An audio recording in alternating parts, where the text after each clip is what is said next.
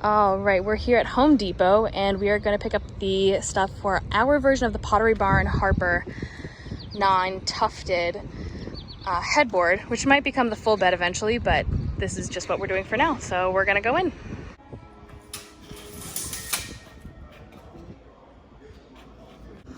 And now we're back at Home Depot because this doesn't fit in the car, so it needs to be cut in half, and we're going to get some mending braces.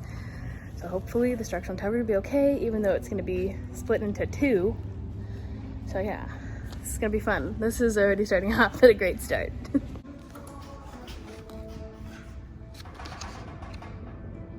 I'm waiting for him to respond though, because he hasn't. Do you want to see how it's looking? How we're packing it? We came for a headboard material and we're leaving with 2 rugs and headboard material, which looks like the Pottery Barn Braylon. And also, the same thing is on Amazon for how much? $2.50, and then this one was like $1.50. There you go, folks. She's got it. Paid less than that. For 2. Awesome. And I guess someone gave her grief about the rugs. Lots of people. Everyone. All right, so we got back home. We have everything unloaded from Walmart, Home Depot, and Joann's. They had to cut this in half. So I got these extra braces to basically brace the middle on both the front and the back. And then we will get to the foam and batting. So again, to combat the fact that we had to cut this in half, this is just the front so far, but I did 4 inches from the bottom, my first set of bracings, and then from there, a foot. And then on the back side, I'm gonna stagger them. All right, so this is the other side, so you can kind of hopefully see my measurements a little bit more. So from here, I'm gonna grab my Super 77. I love this stuff. It's just a multi-purpose spray adhesive. You can get it just about anywhere that has a hardware store. I got this one from Home Depot. And you're gonna spray that, and you're gonna put this, or foam. It doesn't have to be this in particular. I'm using a foam mattress topper because it's only like $8 at Walmart. And comparatively speaking, I don't need to use it. I don't need a ton of it. And at Joann's, it was like 40 something for us to do this whole headboard. So this is a perfectly fine alternative. Just make sure you don't have the wavy side facing out, have it facing down. So I'm gonna go ahead and spray this and put this on and cut it down. Okay, so this is on, but don't worry.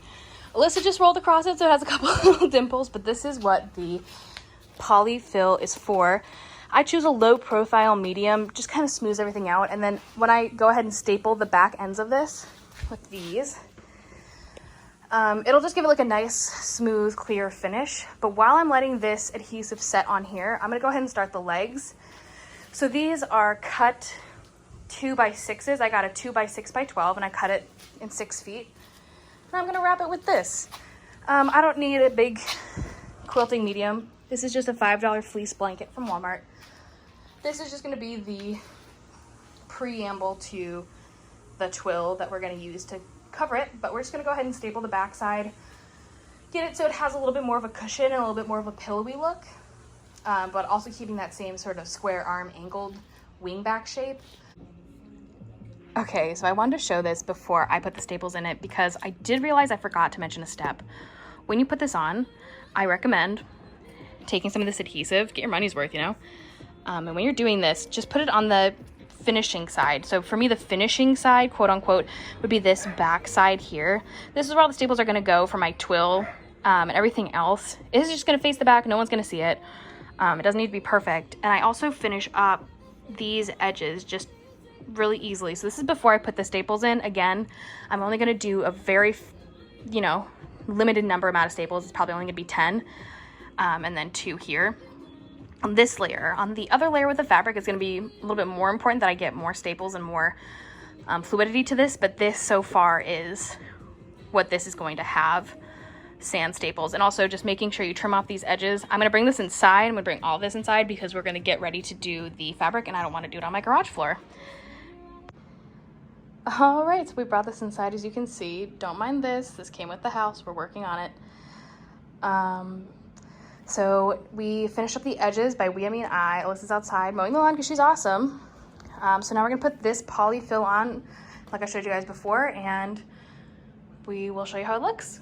Fabric back here before we add the fabric. Yeah. Okay, so we got the batting on and stapled. Alyssa did a great job. And we're gonna go now to the fabric. So before we put this fabric on, this is the fabric that we matched it to. This is Pottery Barn's white twill. We ended up by going into Joann's and really just like had our hearts that were like, oh, we have to find twill, we have to find twill, but none of it was as close as this is. I mean, just literally everything about this is almost the exact same. So this is actually considered denim, which is kind of cool. But that's the closest we could get to this swatch.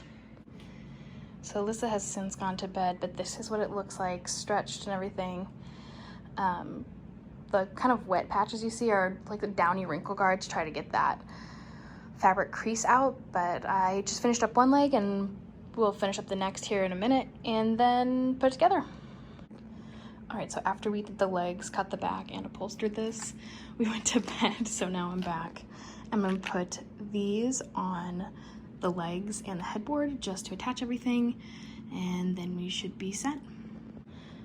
All right, the L braces and T braces are in. I was thinking about adding another one just to be sure, but I'm gonna put this up and see how this kind of holds up for now.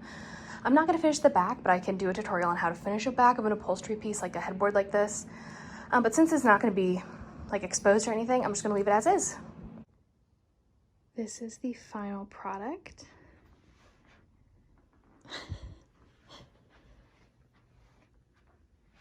Of the headboard, and we really like it. We are changing where the bed is. We just haven't finished redoing our floors yet, so there really was no need to move it. We actually found 100-year-old hardwood floors under the carpet that was here. You can see where we kind of pulled it up. And yeah, so that's our headboard done. And definitely JoJo Exotic approved.